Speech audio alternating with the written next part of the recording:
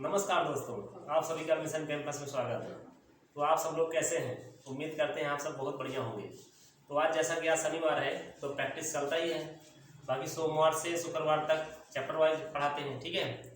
हाँ, तो एक सूचना बताना चाहते हैं कि ऑफलाइन भी हम क्लास चलाते हैं, ठीक है। ऑफलाइन भी क्लास चलाते हैं।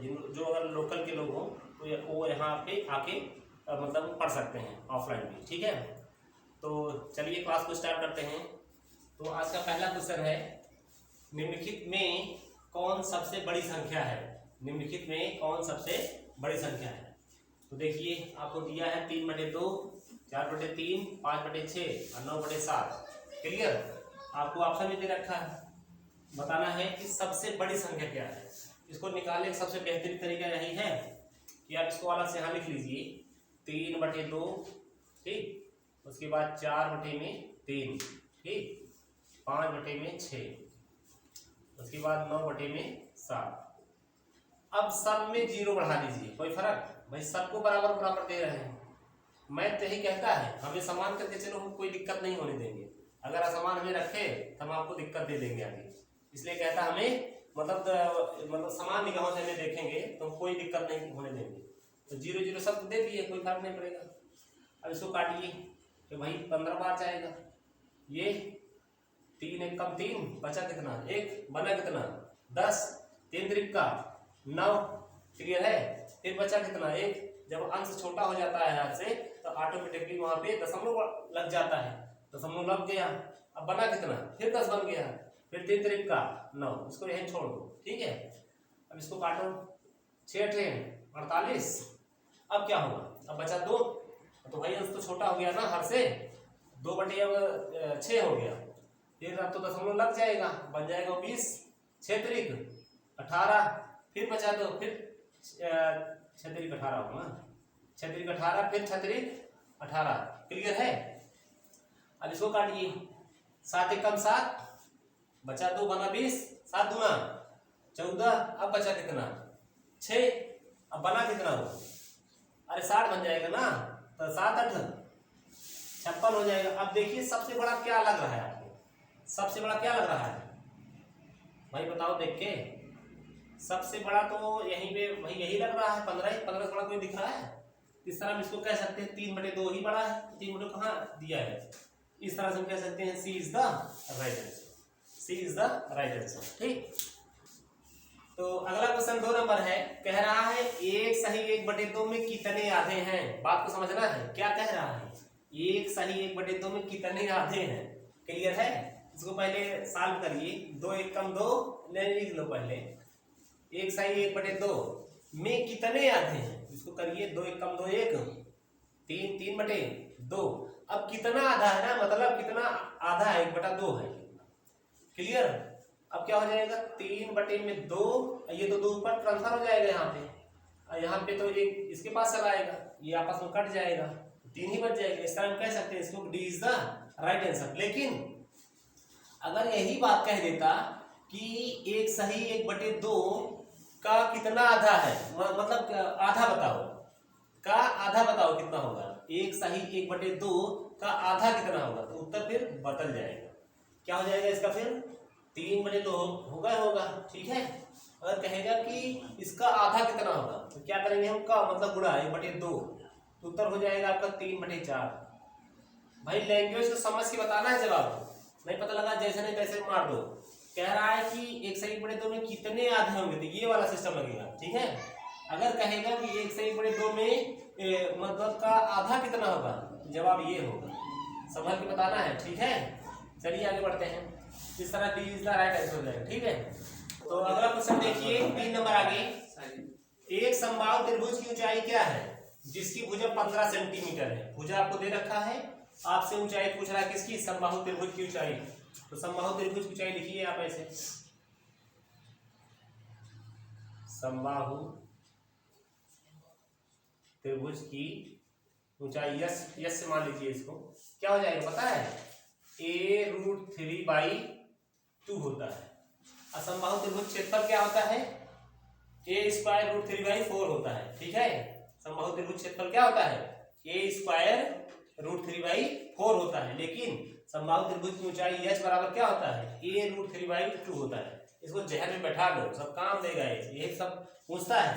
ठीक है, बार बार कहते हैं कि बेसिक को पकड़ के चलिए, आपका सिलेक्शन ना हो तो हमसे आके मिलिए। सिलेक्शन नहीं हुआ, आप यही कहते थे बेसिक तैयार करिए, बेसिक तैयार करिए। अरे भाई बेसिक तैयार तो करके देखिए पूरे चैप्टर का, तो देखिए अपने आप में कितना बड़ा परिवर्तन आता है। एग्जाम में बैठिए, उसका देखिए रिजल्ट कितना बढ़िया आएगा। ठीक, चलिए देखते हैं इसका आगे। अब ए मतलब भुजा कितना दिया है, 15 दिया है ना, और √3 तो ऑलरेडी है, और y/2 यही तो पूछ रहा है। तो ऑप्शन कहाँ दिख रहा है, अरे गुणा लगाओ या ना लगाओ बात तो बराबर है। क्लियर है, इस तरह हम कह सकते हैं D is the right answer. देखो सेकेंड काम है सब। तो अगला क्वेश्चन 4 नंबर कह रहा है संख्या 105 के गुणनखंडों की संख्या क्या है। संख्या 105 के गुणनखंडों की संख्या क्या है। ठीक है भाई, अब पहले तो 105 गुणनखंड करिए, आप 105 गुणनखंड करिए, आता है ना गुणनखंड करना। ये किससे कट जाएगा, 2 से कटेगा, 2 से नहीं कटेगा क्योंकि विषम संख्या आगे लगी हुई है ना। 3 से कट जाएगा, 3 3 9, 3 बचे 15, 5 से कटेगा, हाँ 5 से कटेगा, 5 7 35 और 7 1 7। अब जब इस तरह से गुणनखंड हम निकाल लेंगे, ठीक है। अब जब संख्या निकालना होगा, गुणनखंडों की संख्या करने के लिए क्या करेंगे पता है, इसमें देखिए 3 × 5 × 7, यहाँ सब में पावर 1 लगा है। पावर 1 लगा रहता है तो लिखा नहीं रहता है, सब में पावर 1 लगा है। देखिए पावर 1 पावर 1 पावर 1 पावर 1 लगा है। ठीक, अब क्या करेंगे, सब में एक पावर बढ़ा के लिख देंगे बस। अब कितना हो जाएगा, 2 × 2 × 2, पावर वाला कर रहे हैं ना, ये कर रहे हैं। ठीक, पावर वाला एक था, एक हमने बढ़ा दिया, तो 2 2 2, तो 2 दूना 4 दूना 8। ठीक है, ये पावर वाला है, बढ़ा रहे हैं ना कि ये बढ़ाए, ये हम बढ़ाए पावर वाला। इस तरह हम कह सकते हैं कि ए इज द राइट आंसर। कोई शक, इसीलिए कहते हैं समझ के क्वेश्चन को पढ़िए, दिमाग से पढ़िए, पूछ क्या रहा है। बहुत लोग यही कह देंगे गुणनखंडों की संख्या 3 है, 1 2 3। अरे भैया इस गुणनखंडों की संख्या पूछ रहा है ना कि गुणनखंड पूछ रहा है। ठीक है, क्वेश्चन जो कहे उसके अकॉर्डिंग हमें जवाब देना है। क्लियर है। तो अगला क्वेश्चन 5 नंबर है, 2 संख्या ज्ञात करेगा जिनका योग 29 है और गुणनफल 100 है, और गुणनफल 100 है। तो इन सवालों को लगाने का सबसे बेहतरीन तरीका यही है कि हम ऑप्शन से इसको करें। ठीक है, बाकी आप समीकरण के माध्यम से करेंगे और बहुत लेंदी हो जाएगा। ठीक है, अब देखिए 2 संख्याओं जिनका योग 29 है। अब यहाँ ऑप्शन में ट्राई करिए, 29 किनका योग बन रहा है, दोनों संख्या का। इसका बन रहा है, नहीं बन रहा है, कट गया। इसका बन रहा है, कट गया। इसका बन रहा है, कट गया। 29 तो हो ही नहीं रहे भाई ना, 25 4 29 यही हो रहा है। इस तरह कह सकते हैं वो ए इज द राइट आंसर। लेकिन अब गुणनफल भी आना चाहिए 100 ना। अब 25 चौका 100 भी आ रहा है, अब 25 4 29 भी आ रहा है। इससे बेहतरीन तरीका तो हो ही नहीं सकता। क्लियर है, इस तरह हम कह सकते हैं ए इज द राइट आंसर। ठीक, तो अगला क्वेश्चन है 6 नंबर है, पंचभुज के सभी अंतःकोणों का योगफल ज्ञात करें। मतलब कितना होगा ना, ऑप्शन आपके सामने है। ठीक है, तो सबसे पहले आपको तो आना चाहिए कि बहुभुज के अंतःकोणों का योगफल क्या होगा, उसका फार्मूला आना चाहिए, तभी कर पाएंगे ना। ठीक, बहुभुज के अंतःकोणों का योगफल लिखिए, योग लिखिए, कोई बात नहीं, बात बराबर। ठीक है, क्या होता है n-2 ब्रैकेट के अंदर 180, ब्रैकेट के बाहर मतलब गुणे। ठीक है, अब रखिए n मतलब होता है भुजा, n मतलब होता है भुजा। अब क्या कह रहा है, पंचभुज ना, 5 पंच मतलब 5 होता है। जब 5 में यहाँ घटाएंगे, घटा के दिखाते हैं आपको हम। ठीक, अब गुणे में 180 है ही है ना। ये इतना 3 आएगा, अब गुणे में 180 होगा। 18 3 54, गुणा आना चाहिए भाई ना। तो कितना हो जाएगा 540, कहीं दिख रहा है। सी इज द राइट आंसर। कोई शक। तो अगला क्वेश्चन 7 नंबर कह रहा है 35 362 में 5 के स्थानीय मान तथा अंकित मान में अंतर क्या है। ठीक, स्थानीय मान का मतलब होता है 5, पहले निकालिए यहाँ स्थानीय मान 35 362, और स्थानीय मान निकल जाएगा 5 लिख लीजिए, 1 2 3 3 जीरो बढ़ा दीजिए। क्लियर है, ये स्थानीय मान निकल गया। लेकिन अंकित मान जो होता है जिसके बारे में कहे वही हमारा अंकित मान भी हो जाता है। अब 5 के स्थानीय मान तथा अंकित मान का मतलब 5 का अंकित मान 5 ही होगा। क्लियर, 5 का अंकित मान कितना हो जाएगा, 5 ही होगा। यहीं पे लिख लो 5 का अंकित मान, 5 अंकित मान, अंकित मान आपका 5 ही होगा। ठीक है, अब इन दोनों का डिफरेंट पूछ रहा है। क्या पूछ रहा है भाई, डिफरेंट। कितना हो जाएगा, घटाना आता है ना। 5000 में 5 अगर निकाल देंगे हम, कितना बचेगा, 4995 बचेगा ना। इस तरह कह सकते हैं इसको 4995, B is the right answer. लेकिन मान लो अगर यही बात दशमलव में होता तब क्या करते हैं आप, उसको बता देना इसी पॉइंट में। जैसे अगर हमारे पास 35.362 है, क्लियर है। अगर कहता कि 5 का स्थानीय मान बताओ तो क्या लिखते हैं हम, 5 का स्थानीय मान 5 हो जाता है। क्लियर, ये 3 का स्थानीय मान 30 हो जाएगा। लेकिन इसका 3 का स्थानीय मान कितना होगा पता है, 3/10। क्यों कर रहे हैं, क्योंकि एक अंक के बाद दशमलव लगा हुआ है। क्लियर है। अच्छा का स्थानीय मान पूछता तो 6 में हम लिखते 100। क्यों, क्योंकि 2 अंक के बाद दशमलव लगा हुआ है। ठीक है, अगर 2 का पूछता तो 2 में हम लिखते 1000। क्यों भाई, क्योंकि 1 2 3 अंक के बाद दशमलव लगा है ना। इस तरह से कोई शक है भाई, कोई शक है तो दोबारा इसको वीडियो मतलब पीछे करके देख लीजिएगा, थोड़ा समझ में आ जाएगा। ठीक है, तो अगला क्वेश्चन है 8 नंबर, कह रहा है एक वर्ग का परिमाप 4a + 8 है। ठीक है, तो इसका क्षेत्रफल क्या है। क्षेत्रफल जानने के लिए क्या जरूरत पड़ेगी भाई, भुजा की आवश्यकता पड़ेगी ना। और क्षेत्रफल क्या होता है, भुजा घात 2 होता है। पहले भुजा हम पता करें तब तो जाके क्षेत्रफल बता पाएंगे, नहीं तो बता ही नहीं पाएंगे ना। लेकिन परिमाप दे रखा है आपको बेचारा ना। तो वर्ग का परिमाप क्या होता है, वर्ग का परिमाप होता है 4 गुणे भुजा। ठीक है, 4 गुणे भुजा। अब परिमाप कितना दिया है, 4a + 8 दिया है। तो a मतलब भुजा बराबर क्या हो जाएगा, भुजा तो निकलेगा ना, 4a + 8/4। ये जो 4 भाग किया है ना, इस 4a को भी भाग किया है और 8 को भी भाग किया है, लेकिन वहां कॉम्बिनेशन में दे रखा है। ठीक है, जब इसको हम आगे एक लाइन पढ़ लेते हैं। जब 4a को हम भाग करेंगे 4 से, बचेगा कितना भाई, 4a को अगर 4 से भाग करेंगे तो वही बचेगा ना। यहाँ देखिए 4a को हम अगर 4 से भाग करेंगे तो वही बचेगा, 4 से 8 कट जाएगा ना। अब प्लस है, अब 4 8 को भी अगर 4 से भाग करेंगे कितना जाएगा, 2 ही बार जाएगा ना। इस तरह से भुजा हमारी निकल गई a + 2। जब भुजा निकल गई तो क्षेत्रफल बताने में क्या दिक्कत है। हम जानते हैं भाई वर्ग का क्षेत्रफल क्या होता है, वर्ग का क्षेत्रफल होता है भुजा की घात 2। क्या होता है भाई, क्षेत्रफल होता है भुजा घात 2। ऐसे भुजा लिख लो चाहे a लिख लो, जब ये माने तो ये लिखो, a² होता है। क्लियर है। तब एक मान कितना पाए हैं आप, देखिए एक मान कितना मिला है, a + 2 मिला है ना। a + 2 को होल स्क्वायर करेंगे। अब फार्मूला भी बन गया इसका, क्या बन गया है, a² b² + 2ab लिख लो। a² + b² कितना हो जाएगा, 4। अब + 2ab मतलब 4a हो जाएगा। बात समझ पाए, a² + b² + 2ab ना, 2 2 4 ये है 4a हो जाएगा। कहीं ऐसा ऑप्शन दिख रहा है, हाँ दिख रहा भाई। ये देखो प्लस में आगे पीछे सब चलेगा लेकिन माइनस में नहीं। गुणा में प्लस में आगे पीछे सब चल सकता है लेकिन माइनस में ऐसा नहीं चल सकता है। क्लियर है, प्लस हो गुणा हो आगे पीछे चलेगा लेकिन माइनस में ऐसी गलती मत करना। ठीक, इस तरह हम कह सकते हैं ए इज द राइट आंसर। कोई सब। तो अगला क्वेश्चन कह रहा है 9 नंबर है, 2 वर्षों में 10% वार्षिक दर से 5000 रुपए का कितनी राशि हो जाएगी। ठीक है, 5000 रुपए का कितनी राशि हो जाएगी।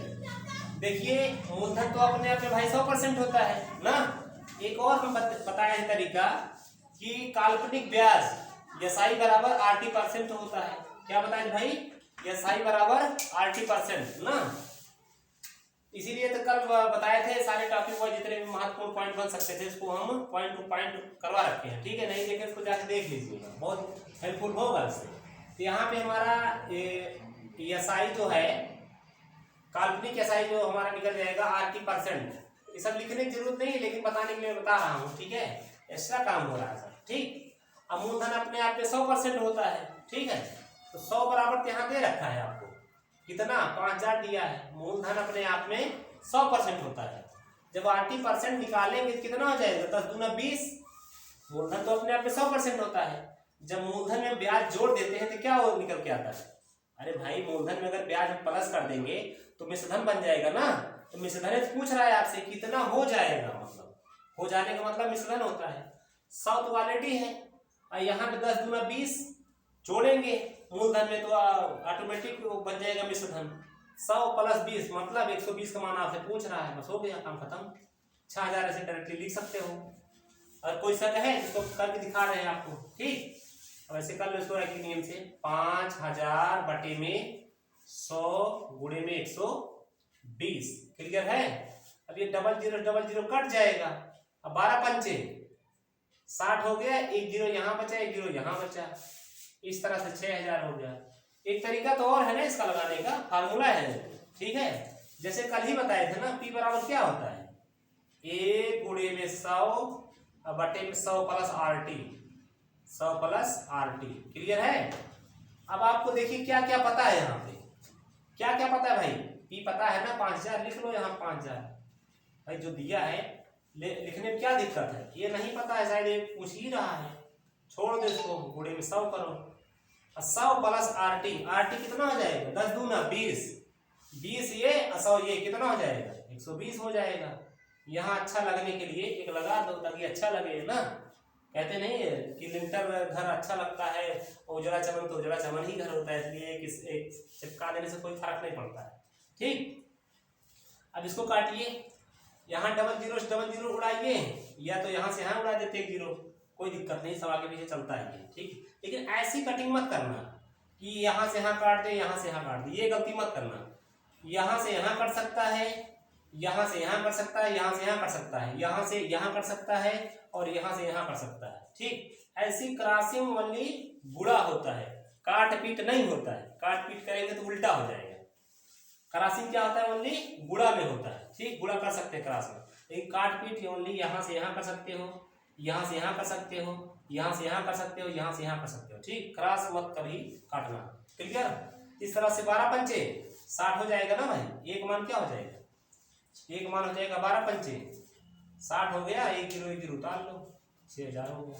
इस तरह कह सकते हैं कि ए इज द राइट आंसर, ठीक। तो अगला क्वेश्चन है 10 नंबर, कह रहा है यदि प्रेक्षणों a, A+3, A+5, A+7, A+10 का माध्य 9 है, तब अंतिम 3 प्रेक्षणों का माध्य कितना होगा। देखिए एक बात सुनिए, चाहे औसत पूछे चाहे माध्य पूछे, बात बराबर है। औसत बराबर होता है कुल संख्याओं का योग बटे कुल संख्या, अब माध्य बराबर भी होता है कुल संख्याओं का योग बटे कुल संख्या, ठीक। तो आपको तो माध्य दे रखा है, कितना दे रखा है, 9 ना। तो माध्य बराबर क्या सिखाया अभी, कुल संख्याओं का योग बटे कुल संख्या। कुल संख्या के योग पहले करिए, कर लीजिए इसको, 10 7 17 5 22 3 25, क्लियर है। कितने ए हैं, 1 2 3 4 5, 5a + 25, क्लियर है। अब नंबर कितने हैं, 1 2 3 4 5। क्या सीखे थे अभी, माध्य बराबर। माध्य बराबर होता है कुल संख्याओं को योग, योग तो कर लिए, अब बटे में कुल संख्या ना, तो संख्या कितनी हो जाएगी, 5 ही तो है ना, 1 2 3 4 5। अब क्रॉस गुणा करिए, चाहे इसको यहां बुला लीजिए, 5a + 25 बराबर हो जाएगा 9 × 5 = 45। अब 5 में इसको रोक लीजिए इसको, ठीक है। अब 25 को उधर ट्रांसफर करिए, जब 25 जाके उधर ट्रांसफर होगा तो माइनस हो जाएगा ना। 45 25 घटे कितना आएगा, अरे 20 आएगा ना भाई। 45 में 20 जाके 25 जाके उधर घटेगा, कितना हो जाएगा, 20 हो जाएगा। 5 से कटेगा ये, 5 × 4 = 20। तो ए का मान कितना आया, 4 आया ना।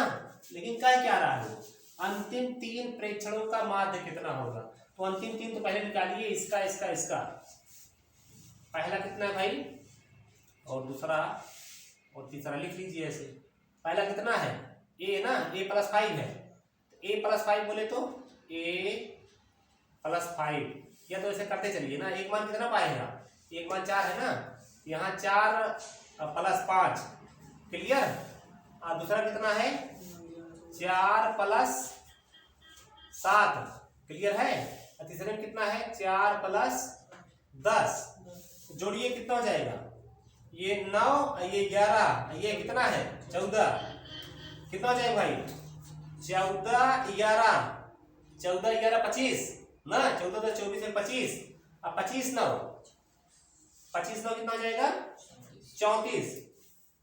34 तो आ गया, लेकिन क्या कह रहा है कि इनका माध्य बताना है ना। माध्य बराबर होता कितना है, होता क्या है, माध्य बराबर होता है कुल संख्याओं का योग। योग हमने कर लिया। अब बटे में कुल संख्या कितनी है भाई, 1 2 3 संख्या है ना, 3 से भाग कर दो, कितना हो जाएगा, एक कट जाएगा आपका 3 1 3 3 1 3 बटे बचा 1 बटे में चला जाएगा, बटे में 3 हो जाएगा। मतलब 3 11 में 33 1 34 बटे 3, 34 बटे 3 यहाँ दिख रहा है। ठीक, इस तरह हम कह सकते हैं इसको, D is the right answer. ठीक है, सुनिए, सिलेक्शन लेना तो बहुत आसान भी है, बहुत टफ भी है। कहते हैं लोग कि हमारी तैयारी विधिवत एकदम हो चुकी है। जब कोई भी प्रैक्टिस सेट उठाओ 100 नंबर का हो 150 नंबर का हो, उसमें आप कितना कर पा रहे हैं वो मायने रखता है ना। आप 100 क्वेश्चन किए, आप कह रहे हैं कि हमारी तैयारी फुल है, पता लगा जब प्रैक्टिस लगाना शुरू किए 100 में आपका आ रहा है 40 45, सिलेक्शन कहाँ होगा। आपको कम से कम 60% तो क्रॉस करना ही करना है। जैसे कैटेगरी वाइज बटा हुआ है, जर्नल तो मान चलिए किसी भी क्षेत्र में 70 के वक्त जा ही रही है कट ऑफ।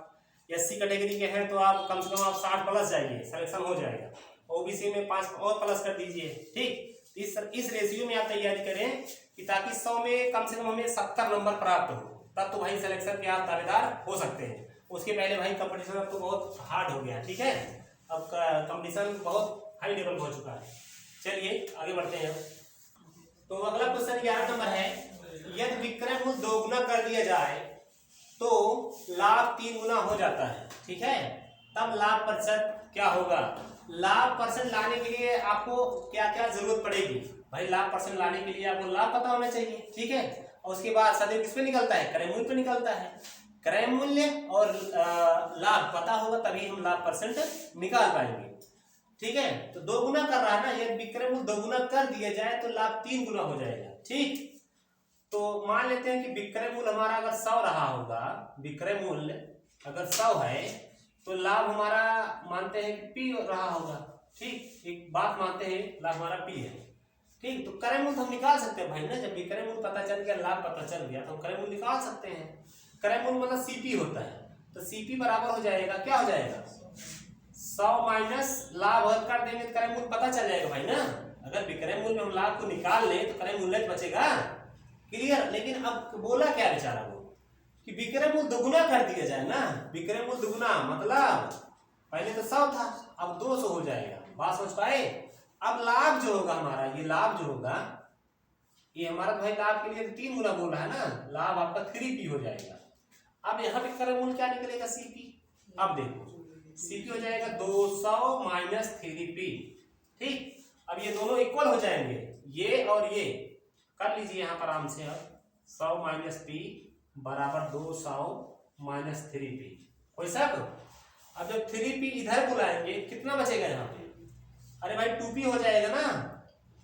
जब इधर आएगा ये माइनस से प्लस हो जाएगा ना, प्लस में P ये घट जाएगा, 3P में प्लस 3P में माइनस P घट जाएगा पक्षांतर करने पर, तो 2AP बचेगा। ठीक है, ये जाके उधर माइनस हो जाएगा 100 200 के पास, तो 200 में जाके 100 घट जाएगा, कितना बचेगा 100 ही बचेगा ना। 100 लिख लो आराम से ऐसे और काट दो इसको। तो ये P क्या माने थे आप, P तो लाभ माने थे, लाभ पता चल गया। अब क्रय मूल्य यहाँ से निकाल लो, अच्छा यहाँ से निकाल लो, आपकी मर्जी है। ठीक है, तो क्रय मूल्य भी निकाल लेते हैं यहीं पे। अब CP रख लो यहीं पे, CP बराबर कितना दिया है 100 माइनस P। अब P का मान कितना पाए हैं 50 ना, तो CP तो आराम से निकाल सकते हैं। अब 100 में जब P का मान 50 है ना, P का मान कितना आया है 50, 50 घटा लो यहीं पे, तो कितना निकल के आया 50। इसका मतलब क्रय मूल्य भी 50 है और आपका लाभ भी 50 है। क्लियर है? तो इस तरह से हम लाभ परसेंट यहाँ निकाल लेते, जगह नहीं बचा है। तो क्या पूछ रहा है 100% भाई, अब लाभ ही परसेंट निकलेगा। क्यों? क्योंकि प्रॉफिट तो हमारा P बराबर 50 आया है, क्रय मूल्य 50 आया है। बस समझ पा रहे हो? लाभ परसेंट यहाँ निकाल लो। लाभ परसेंट बराबर होता है लाभ गुणे 100। तो लाभ कितना पाए हैं आप? लाभ तो 50 है ना, ये देखो, ये लाभ गुणे में 100 और बटे में सदैव लाभ परसेंट 100% किस पे होता है? क्रय मूल्य पे होता है। तो क्रय मूल्य कितना पाए हैं आप? यहाँ लिख लो सीपी। ठीक है, सीपी कितना है? 50। ठीक, यहाँ लिख लो 50। 50 से 50 कट गया, 100 आ गया। ठीक है, इस तरह हम कह सकते हैं कि 100% होगा। लाभ परसेंट कितना होगा? 100% होगा। ठीक, बहुत बड़ा क्वेश्चन था ये। तो अगला क्वेश्चन है 12 नंबर, कह रहा है किसी संख्या का 60% का 3/5वां भाग 36 है, तो वह संख्या क्या है? ये टाइप की सवाल लगभग एसएससी, सीजीएल और सीएचएसएल को छोड़ के लगभग जितने भी आपके वनडे एग्जाम होते हैं इनमें 100% आने के ये पूरा चांसेस है। मतलब आप सीजीएल को और सीएचएसएल को छोड़ दीजिए, ठीक है, वो हाई लेवल की कुछ परीक्षाएं हैं, और बाकी जितनी भी परीक्षाएं लगभग उठा के देख लीजिए, एक टाइप इसमें फंसना ही फंसना है। क्लियर? इससे बच के आप नहीं रह सकते। ठीक, इसको लगाइए किसी संख्या का ना, संख्या भाई में पता नहीं है ना, कुछ भी मान लो आप XYZ, किसी संख्या का 60% ऐसे लिख लो। परसेंट मतलब बटे में 100 का 3/5वां भाग कितना है? 36 है। मतलब जहां तक काम ये लग जाएगा, मतलब 5वां भाग 36 है, कामा लगा है तो बराबर ही माना जाता है। ठीक है, इसको ऐसे लगा लीजिए अच्छा लगने के लिए। अब काटना शुरू करें इसको। 20 तिहाई 60, 20 पंचे 100।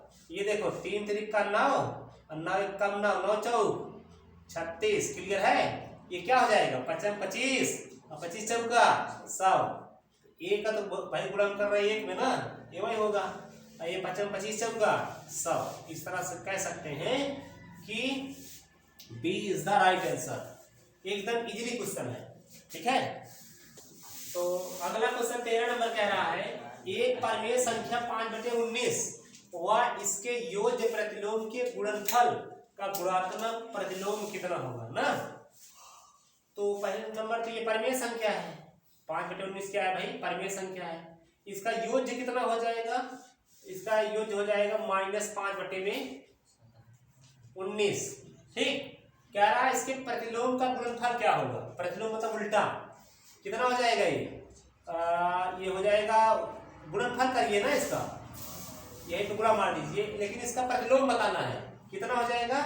19 शाम में 361, इसका उल्टा। ठीक है, 5 25 माइनस वाला डी लगा हुआ है ना, इस तरह हम इसको कह सकते हैं कि सी इज द राइट आंसर।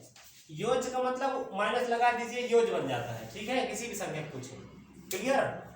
तो अगला क्वेश्चन है 14 नंबर, कह रहा है किसी वस्तु का विक्रय मूल्य तथा क्रय मूल्य का अंतर 210 है, यदि लाभ प्रतिशत 25 हो तो वस्तु का विक्रय मूल्य क्या होगा? ये भाई अंतर क्यों आया है?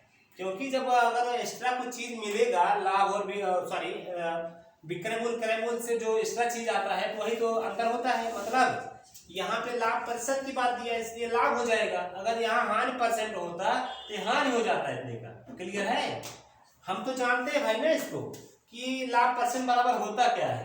लाभ % बराबर होता है क्या, एक बार इसको लिख के दिखा रहे हैं। लाभ % बराबर होता है लाभ गुणे 100 और बटे सदैव क्रय मूल्य। क्लियर है? क्रय मूल्य। तो लाभ % आपको तो ऑलरेडी पता है, कितना पता है? 25 है। क्लियर है? और लाभ इतना इसमें कहाँ दिख रहा है? लाभ 210 दिख रहा है भाई। जो एक्स्ट्रा चीज आता है वही तो लाभ होता है ना। लाभ % के नाते ही इसको हम लाभ मान रहे हैं। अगर हानि % होता तो ये हानि कहलाता। क्लियर? बात ही बात है, जो पूछा है उसको वही मानेंगे ना। तो यहाँ पे लाभ हमारा 210 हो जाएगा, अब गुणे में 100 और बटे में क्रय मूल्य। क्रय मूल्य मतलब सीपी मान लो, क्रय मूल्य हिंदी में लिखना चाहते हो सीपी लिख लो। ठीक है, इसको काटिए। 25 चौका 100, 21 चौक 84, सीपी निकल जाएगा आराम से। ऐसे सीपी जब निकल गया 21 चौक 84, 40। भाई जब क्रय मूल्य इतना आ गया, ठीक, विक्रय मूल्य आपसे पूछ रहा है, मतलब एसपी पूछ रहा है आपसे, एसपी कितना हो जाएगा जब आपका क्रय मूल्य इतना है, लाभ इतना है। जब क्रय मूल्य में लाभ को जोड़ देंगे तो हमारा सेलिंग प्राइस निकल जाएगा। जोड़ दीजिए इसको 210 जोड़ दीजिए, कितना हो जाएगा 0 5 8 2 10 1050। कहीं दिख रहा है? B is the right answer, B is the right answer. ठीक, तो आज का ये लास्ट क्वेश्चन होगा, 15 नंबर है। कह रहा है दो संख्याओं का लासा जो है उनकी मासा का 44 गुना है। लासा तथा मासा का योगफल आपको दे रखा है 1125, उनमें एक संख्या भी आपको दे रखा है 25, तो दूसरी संख्या क्या होगी? ठीक है, जैसा कह रहा है वैसा करिए आप।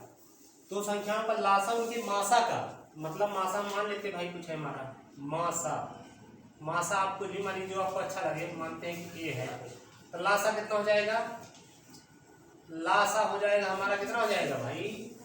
लासा उनकी मासा का 44 गुना है, मतलब 44a हो जाएगा। फिर आगे क्या दे रखा है? लासा तथा मासा का योगफल ना, मतलब 44a प्लस a कितना हो जाएगा? ये 45a, 45 के बराबर कितना दिया है? दिया है 1125।